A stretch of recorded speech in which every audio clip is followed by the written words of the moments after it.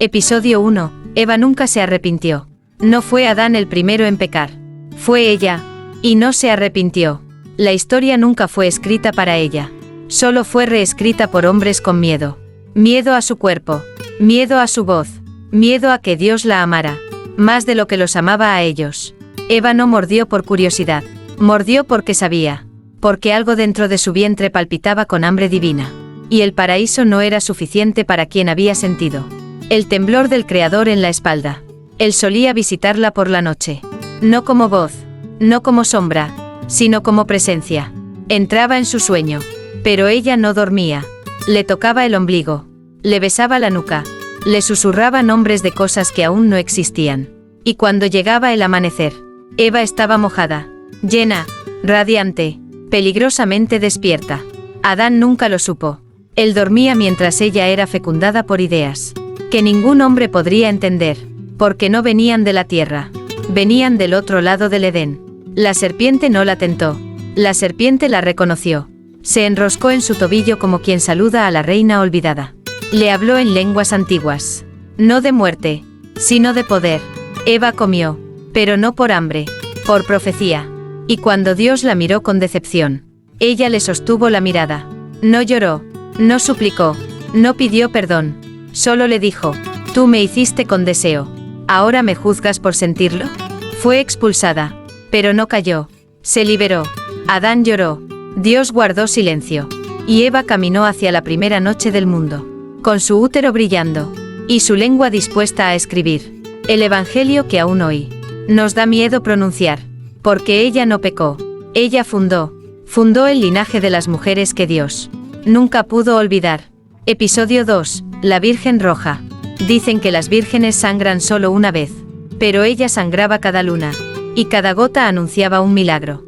Se llamaba Clara, tenía 16 años, y una cruz dibujada en la espalda desde que nació. No era tatuaje, no era herida, era herencia. Su primer periodo no trajo vergüenza, trajo luz. La sangre no era roja, era dorada, y olía a incienso. Su madre intentó esconderlo, su abuela, quemarlo, el sacerdote, negarlo, pero el pueblo ya empezaba a arrodillarse. Las mujeres infértiles la tocaban, y quedaban embarazadas sin ser tocadas por hombre alguno. Los enfermos ponían gasas sobre su ropa interior, y sanaban de úlceras, tumores y fe. Los hombres la deseaban, pero al eyacular, lloraban, y no sabían por qué. Clara no entendía lo que ocurría, solo sentía que algo dentro de ella no era solo carne, era puerta. Una noche, mientras dormía, soñó con una figura brillante, que descendía lentamente sobre su cama. No tenía rostro, solo voz. Tu sangre no es castigo, le dijo, es la tinta con la que el cielo está reescribiendo el destino. Desde entonces, Clara menstruaba en ritual, encendía velas, cantaba sin idioma, y ofrecía cada gota como oración. No para pedir, para provocar. La iglesia la llamó blasfema. El obispo exigió su aislamiento. Pero cuando intentaron sellar su puerta, la madera sangró, y la cruz en su espalda brilló. No soy santa, dijo ella, soy útero, soy ciclo, soy lo que el cielo quiso ocultar. Y ya no puede. Clara no fue mártir, ni virgen en el sentido que la Biblia aprueba. Fue algo más peligroso. Fue fértil sin ser tocada. Y cuando desapareció entre las montañas, su sangre siguió apareciendo. En el río, en las flores, en los sueños de las niñas que aún no habían sangrado. Porque la Virgen Roja no murió. Menstruó hasta volverse eterna. Episodio 3. La esposa del ángel caído. No lo invocó, lo soñó. Y cuando despertó, estaba ahí, sentado al borde de su cama. Desnudo, negro como el cielo sin fe, hermoso como el pecado sin castigo. Se llamaba Lía. Tenía esposo.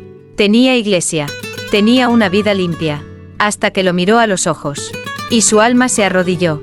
No era demonio, tampoco santo, era un ángel que había caído, pero no por orgullo, sino por amor a una mujer que aún no nacía.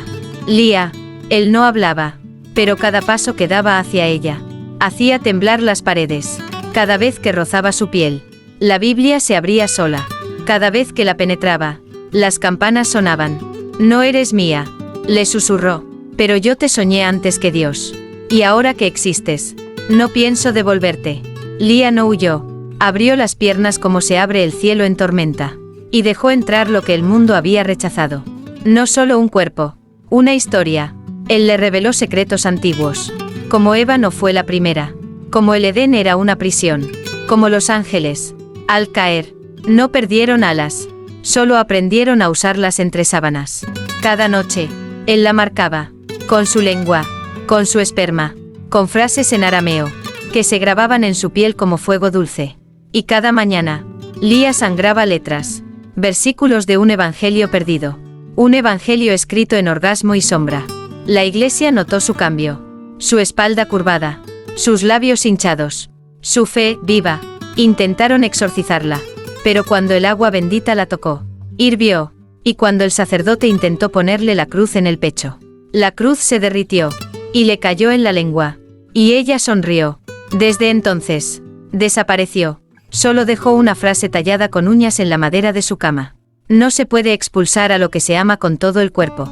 Y en ciertos monasterios, aún se escucha, en noches húmedas, el gemido de un ángel, y la risa de una mujer, que nunca fue santa, pero fue elegida. Episodio 4, los pechos de la pastora. No predicaba con palabras, predicaba con el pecho desnudo, con la areola dilatada, con el pezón erecto como estandarte de un Dios que ya no hablaba, solo amamantaba. Se llamaba Magdalena. Y sí, era pastora, pero no de ovejas, de cuerpos, de deseos, de almas extraviadas entre el dogma y la piel. Su pecho no daba leche, daba visiones. ¿Y quién lo tocaba? No olvidaba. Los hombres salían llorando. Las mujeres, mojadas. Los niños, en silencio sagrado. Nadie sabía de dónde venía. Apareció en un pueblo reseco de fe. Y en una semana, las iglesias comenzaron a llenarse. No por el sermón, sino por ella. No usaba sotana, usaba túnica abierta. El viento la besaba sin permiso. Y el sol le bendecía los senos con una luz que parecía salir desde dentro. Magdalena no gritaba. Susurraba oraciones al oído mientras ofrecía su pecho. Y cuando la boca tocaba el pezón, ocurría el milagro. Un ciego vio el rostro de su madre muerta. Una mujer estéril comenzó a ovular. Un adúltero se desmayó al sentir la culpa y el perdón, pero el obispo no lo aceptó.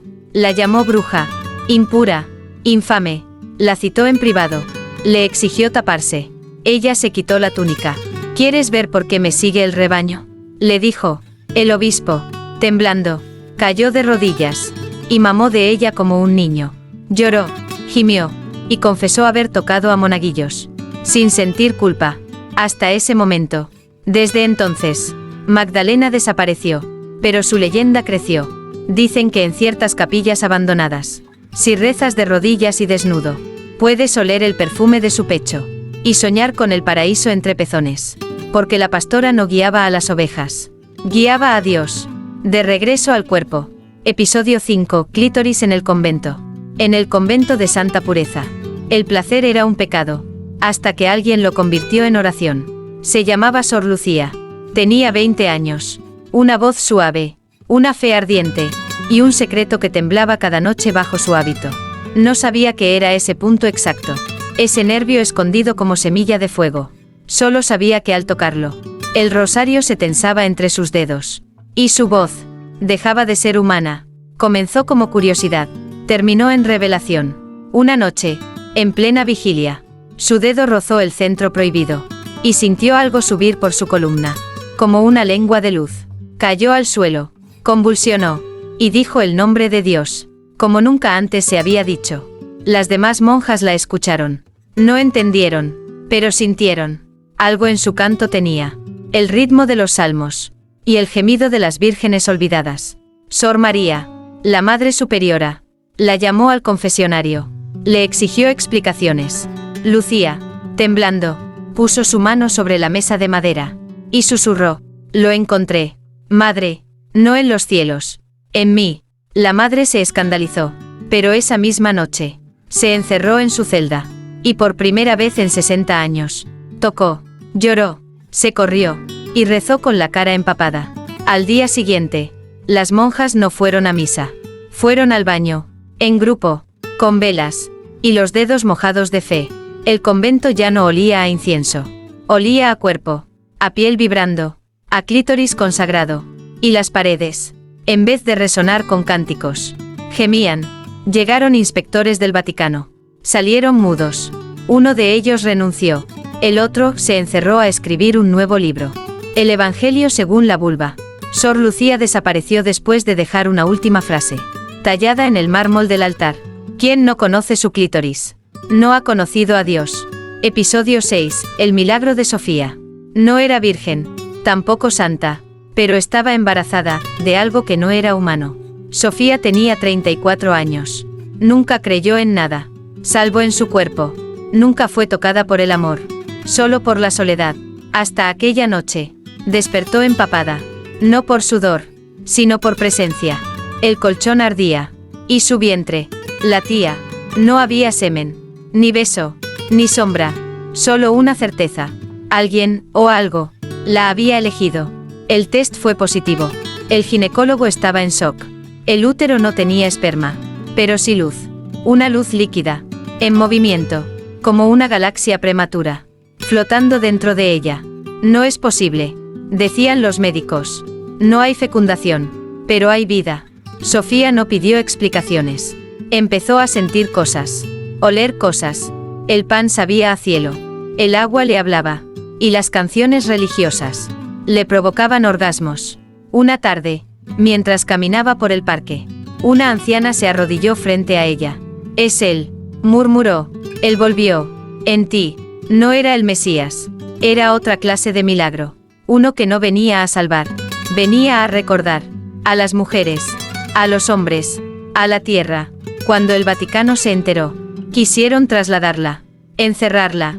Protegerse. Pero Sofía ya no era Sofía. Sus ojos no parpadeaban. Su voz tenía eco. Su ombligo brillaba como un eclipse de carne. Y entonces, en la semana 13, ocurrió lo imposible. Un ultrasonido. Y dentro del vientre, no un feto, un texto, un manuscrito girando en líquido amniótico, escrito en símbolos que ningún idioma había traducido aún. El doctor vomitó. La enfermera se desmayó. Y Sofía solo sonrió, porque el niño no lloraría al nacer. Iba a hablar, iba a escribir, iba a recordar al mundo que Dios también puede gestarse sin permiso. Episodio 7. Génesis entre muslos. Antes fue el verbo, pero esta vez fue el gemido. No se escribió sobre piedra, ni sobre pergamino, ni con tinta. El nuevo Génesis nació húmedo, caliente, marcado entre la piel de una mujer, que no predicaba, sino abría las piernas como quien abre el cielo. Se llamaba Salomé. No bailaba, escribía, con su cuerpo. Cada vez que tenía un orgasmo, algo aparecía. Frases sobre su vientre, símbolos en sus muslos, salmos nuevos grabados en su espalda baja, como si su columna vertebral fuera una Biblia de carne. No lo hacía por placer, lo hacía por mandato, porque había oído una voz entre los dientes del deseo. Una voz que no exigía castidad, sino entrega. Tu clímax será mi firma, susurró la voz. Y cada espasmo, una palabra mía. Y así, Salomé comenzó a reunirse con otras mujeres. Las tocaba, las escuchaba, las hacía venir. Y al hacerlo, el texto se expandía. Un evangelio vivo, escrito en labios, en pezones, en caderas que temblaban con la palabra. No eran prostitutas, ni profetas, eran escribas sagradas. El espíritu no descendía con palomas. Venía en forma de gemido colectivo, de orgasmo sincronizado, de sudor que olía a revelación. Un grupo de sacerdotes infiltrados intentó detenerlas. Fingieron deseo. Entraron al círculo, pero al correrse, lloraron, y confesaron crímenes, mentiras, abusos, porque el nuevo Génesis no salvaba, desnudaba. Salomé no predicaba en iglesias, predicaba en cuerpos, en camas, en pieles ardientes que se sabían elegidas. Y cuando desapareció, no dejó reliquias, dejó cuerpos marcados. Mujeres que, al masturbarse, aún hoy, ven palabras sobre sus muslos. Porque el nuevo principio no está arriba, está abajo, entre las piernas, donde Dios comenzó a escribirse otra vez. Episodio 8. La iglesia del placer. No tenía campanas, ni púlpito, ni santos colgados en las paredes. Tenía gemidos, tenía humedad, tenía verdad, La construyeron en silencio. Mujer por mujer, pierna por pierna, con ladrillos de orgasmo y columnas de carne estremecida. La llamaron la iglesia del placer. Pero no era lujuria. Era liturgia. Una misa de cuerpos abiertos, donde el espíritu descendía. Solo si el clítoris era tocado con fe. No había jerarquías. Todas eran sacerdotisas. Todas predicaban con la lengua. Todas confesaban con las caderas. Y los hombres tenían que desnudarse para entrar. La primera regla: no se habla de pecado. Se habla de deseo. La segunda: todo gemido es un amén. La tercera: el placer no se pide. Se provoca. Se comparte. Se celebra. Cada misa comenzaba con una masturbación colectiva. Cientos de mujeres, de rodillas, no ante un Dios lejano, sino ante ellas mismas. Y cuando llegaba el momento de la consagración, una de ellas alcanzaba el clímax. Y en su grito, todas temblaban. Una vibración sagrada recorría la sala. Los muros se humedecían. Los techos rezumaban aceite. Y en el aire, una frase invisible lo llenaba todo. Esto es mi cuerpo, gozado por ti. Un día llegó un obispo. Quería cerrarla. Quería exorcizarlas. Quería devolverlas al silencio. Pero antes de hacerlo, le ofrecieron entrar. Desnudo. Sin título. Y cuando lo hizo, no encontró herejía. Encontró perdón. En forma de orgasmo. Lloró. Eyaculó sin tocarse. Y confesó más de lo que podía cargar. Al salir, solo dijo: no sabía que Dios también jadea. La iglesia del placer sigue oculta. Nadie sabe dónde está. Pero si escuchas bien, puedes oírla vibrar debajo de las ciudades. Debajo de la culpa. Porque el placer, cuando se comparte con fe, no es pecado. Es sacramento. Episodio 9. Las lenguas del silencio. No rezaban con la boca. No predicaban con la voz. Oraban con el cuerpo. Y el cuerpo hablaba en lenguas, que el silencio sí entendía. El convento estaba abandonado, pero los ecos seguían vivos. Sus muros no guardaban rezos. Guardaban gemidos antiguos, plegarias húmedas, suspiros que no venían del pecho, sino del vientre. Allí vivían 7 mujeres. No hablaban entre ellas, pero al mirarse, gemían al mismo tiempo, como si una lengua secreta vibrara entre clítoris y garganta. Cada día se despertaban con el amanecer, no para cantar, sino para abrirse, una a una, despacio, ritual, y cuando todas estaban desnudas, comenzaba el rezo, no en coro, sino en contracción sincronizada. Se acariciaban sin palabras, se poseían sin culpa, y cuando una alcanzaba el orgasmo, las otras temblaban, porque esa explosión traía profecía. La más joven, cuando se vino por tercera vez, comenzó a flotar. Su espalda arqueada se curvó hacia el cielo, y en su lengua apareció un versículo. No en latín, ni en griego, en sudor, en temblor, en pureza sagrada. Los peregrinos comenzaron a llegar, no para escuchar, sino para sentir.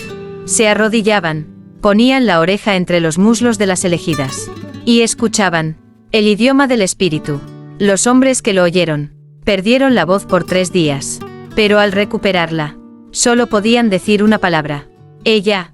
Y en cada gemido contenido, en cada lágrima eyaculada, las mujeres decían más que cualquier sermón, porque no hablaban, traducían el silencio de Dios, y lo devolvían en lengua de carne. En el convento, aún hoy, si cierras los ojos y te tocas con fe, puedes sentirlas rezando, no para salvarte, sino para recordarte que el silencio también tiene voz, y a veces se llama orgasmo. Episodio 10. La última cena fue con ella. No hubo pan, no hubo vino, hubo cuerpo, hubo gemido, y hubo lengua que no hablaba. Devoraba. No fue en Jerusalén. Fue en una habitación sin nombre, con velas encendidas y respiraciones sostenidas. Allí, una mujer desnuda y tendida sobre la mesa. Fue servida como evangelio vivo. Se llamaba Miriam. Su piel era cálida como la palabra recién revelada. Sus muslos, abiertos como puertas de templo. Su aliento, un salmo quebrado. Y sobre ella, 12 discípulas. Ningún hombre, solo mujeres hambrientas de fe y de carne. No había cálices, solo labios. No había bendiciones, solo dedos. No había hostias, había clítoris. Una de ellas se inclinó, besó su cuello. Otra tomó su pezón como si bebiera de él. La tercera deslizó su lengua por su ombligo, como si leyera las escrituras ocultas del cuerpo. Este es mi cuerpo, susurró Miriam, con los ojos entreabiertos, la voz trémula. Tomad y gozadme. Y lo hicieron. Sin culpa, sin vergüenza, con fe, se turnaban entre sus piernas. No para poseerla, sino para recibirla. Porque ella no ofrecía placer, ofrecía presencia. En el momento del clímax, todas se arrodillaron. Y cuando Miriam gemió por última vez, una luz descendió, no blanca, roja, sagrada, viva, sus fluidos se derramaron sobre la mesa. Y una de ellas escribió con los dedos mojados una frase en la pared. Esto no es herejía, esto es comunión. Dicen que aquella noche, la presencia divina no bajó del cielo, salió desde dentro de ella, y que las que la probaron, nunca volvieron a rezar con la boca, solo con la lengua, entre piernas. Episodio 11, sangre sobre el Vaticano. No cayó del cielo, no brotó de estigmas, no vino por guerra. La sangre descendió desde las caderas, y manchó las piedras más antiguas del poder. Todo comenzó con una marcha silenciosa. Cientos de mujeres, descalzas, vestidas solo con túnicas blancas, y las piernas desnudas, como testamento abierto, cruzaron Roma sin decir una palabra, pero cada paso dejaba una huella roja. No por violencia, por ciclo, por verdad, por útero. Llevaban años sangrando en secreto. Ahora sangraban juntas. Y el mundo entero miraba. El Vaticano cerró puertas. Encendió alarmas. Convocó cardenales. Pero ninguna arma sirve contra una mujer que sangra sin pedir perdón. Al llegar a la plaza de San Pedro, no rezaron. Se abrieron, una a una, frente al obelisco, frente a la cruz. Abrieron sus piernas. Y dejaron fluir lo que la Iglesia había llamado impuro. Pero el cielo reconocía como sagrado. La sangre corrió entre las baldosas. Subió las escaleras. Y llegó hasta el altar mayor. Allí, una mujer se sentó, desnuda, con los muslos abiertos, y miró directo al Papa. ¿Quieres mi silencio? Haz que deje de sangrar. El Papa cayó de rodillas. No por fe, por vergüenza. Y cuando una gota tocó su frente, tuvo una visión. Una mujer crucificada, pero no por pecado, sino por placer. Desde ese día, nadie volvió a lavar las escalinatas. La sangre quedó allí, marcando cada peldaño, no como mancha, como nuevo evangelio.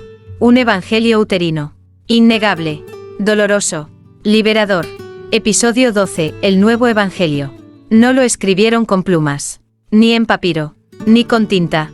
Lo escribieron con dedos mojados, sobre piel viva, y con cada orgasmo, se revelaba un versículo más. Las antiguas escrituras ardían en la plaza. Las Biblias, los dogmas, los decretos que negaban la carne, ardían con gritos contenidos durante siglos. Y entre las llamas, ellas danzaban, desnudas, ungidas, vengadoras, sagradas.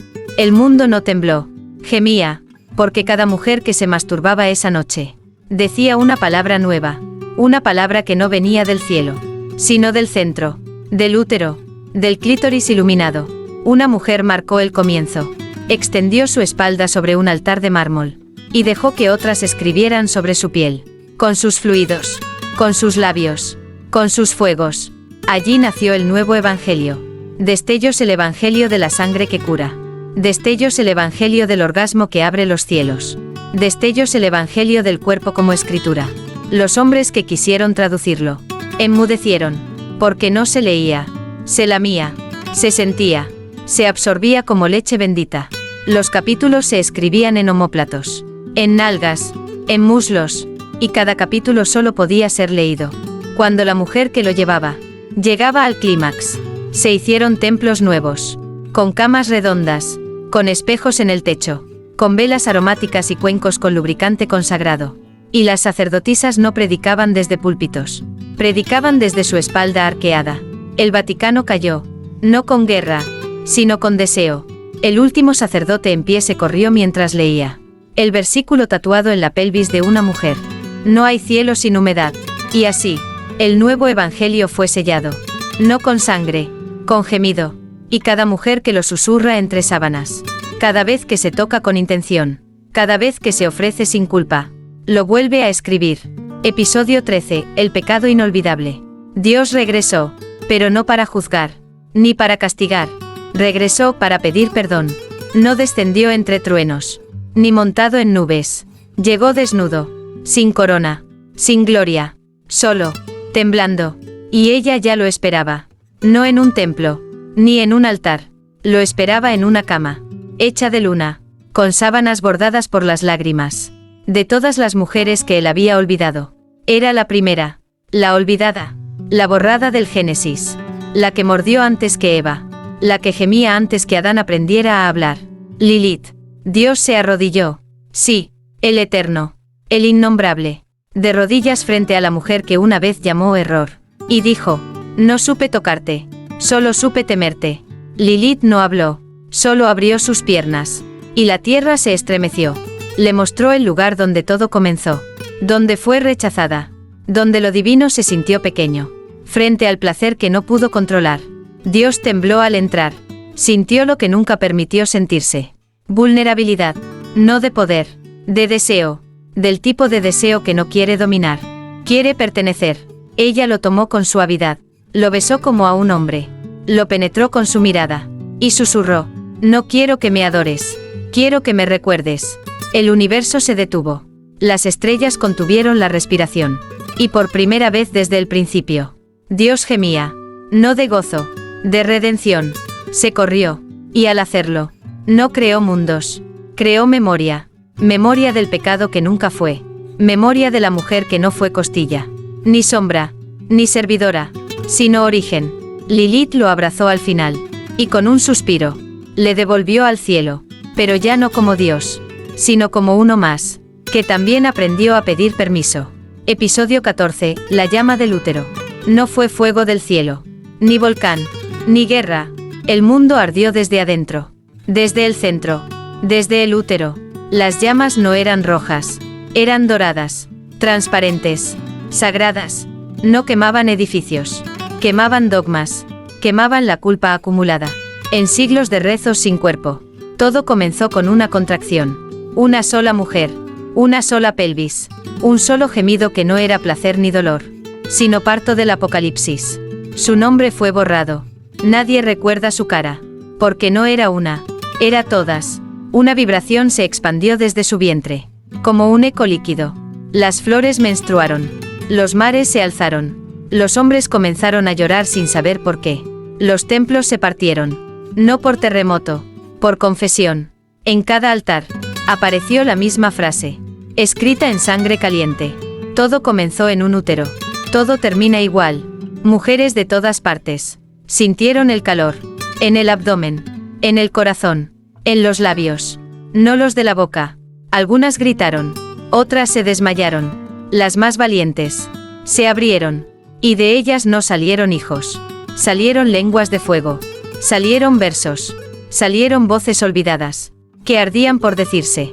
La humanidad no huyó, se rindió, cayó de rodillas, frente al misterio que nunca supo nombrar sin destruirlo, el misterio del cuerpo que sangra, y aún así da vida. Y entonces, desde un útero en llamas, nació un libro, no de papel, de carne, un evangelio sin letras, que solo se leía, si eras capaz de arder por dentro.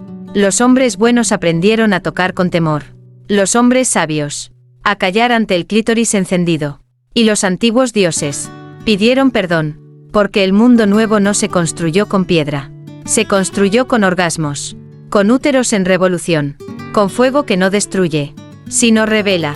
Episodio 15, Dios desnudo. Final de la primera revelación. No llevaba túnica, ni corona, ni luz en los ojos.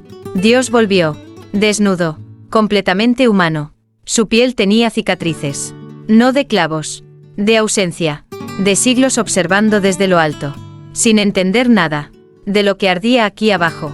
Lo esperaban millones, solo una mujer lo reconoció, no por su rostro, por su temblor, porque el cuerpo de Dios, por fin, temblaba. Ella se acercó, no se hincó, no pidió nada, solo lo tocó, entre las piernas, no para provocarlo, para comprobarlo. Y sí, estaba caliente, tenía miedo, tenía deseo, tenía piel. ¿Vienes a juzgarnos?, le preguntó. Dios negó con la cabeza. Vengo a ser juzgado. Las mujeres se acercaron, una a una, no con odio, con memoria. Le mostraron sus cicatrices, sus partos, sus abusos, sus culpas. Y él lloró, lloró con gemidos que no venían del alma, sino del vientre. Una niña le preguntó, ¿tú también naciste de una mujer? Dios sonrió, y por primera vez, se arrodilló. Todas mis partes, las aprendí de ustedes. Entonces, ellas lo acostaron, sobre una cama de musgo y leche. Lo acariciaron con ternura. Le susurraron oraciones de útero. Le mostraron cómo se toca, con respeto, con entrega, con fuego dulce. Y Dios se vino con un grito silencioso, que rompió los cielos. Y en ese instante, el universo fue fecundado de nuevo. No hubo aplausos, ni truenos, solo un suspiro colectivo. Y una verdad tatuada en el aire. Dios no está en lo alto. Dios está donde tiembla la piel. Él no ascendió, no desapareció. Siguió desnudo, entre ellas, aprendiendo, porque el Creador, al fin, había sido creado de nuevo.